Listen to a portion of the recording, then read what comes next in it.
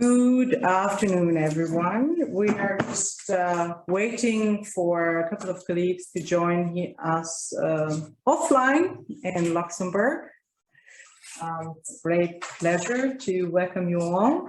Thank you for coming from Tenerife, from Gran Canaria, from Galicia, from Worms, from Zaragoza, from David.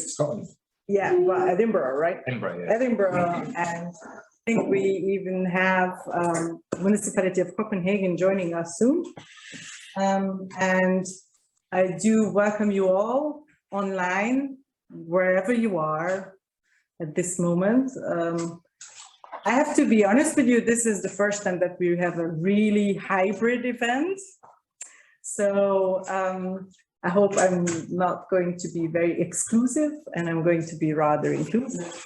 If it's not the case, please raise your hand or stop me talking. It's very exciting for us to welcome you at the Energy Efficient Buildings event. We can stop sharing. Yeah.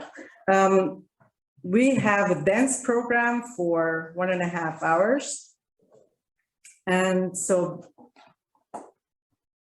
I will just give the words to Norberto Fueyo on my left, for you on your right, who will say a couple of words and welcome you as the coordinator of the Crossroad project who made this event possible. And we're very, very happy to welcome also all representatives of the next generation EPC cluster projects. It's going to be an exciting panel discussion, I think, in exciting times, to put it mildly. Please, Norberto, go ahead. Well, thank you very much, Eva, for this nice introduction, and welcome you all to this EU-level event on the next generation of energy performance certificates, very nicely organized by Eva Suba and by Climate Alliance on behalf of the Crossroad project.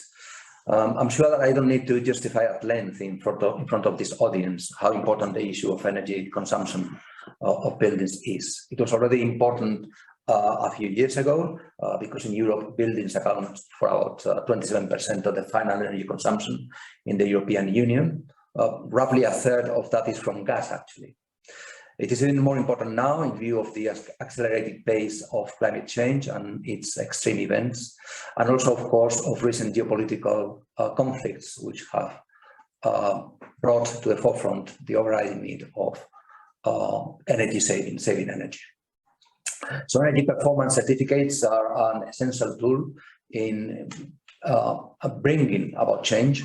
To do so, however, we need to move from there being perceived as paperwork, just paperwork by building owners, to being sought after as diagnostic tools that can indeed be used to drive and facilitate improvements. A number of EU-funded projects, no less than 15 in recent years, are seeking to bring out these improvements. They do so by proposing ways in which certificates can be made more comprehensive and more useful. In the Crossroad projects, we try to derive lessons by comparing the way that certificates work in several European countries through a cross-testing activity across a wide range of buildings.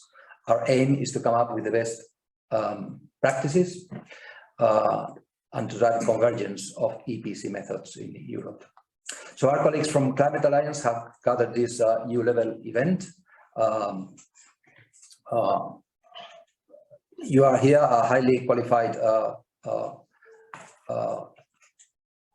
speakers, highly qualified number of speakers and panelists.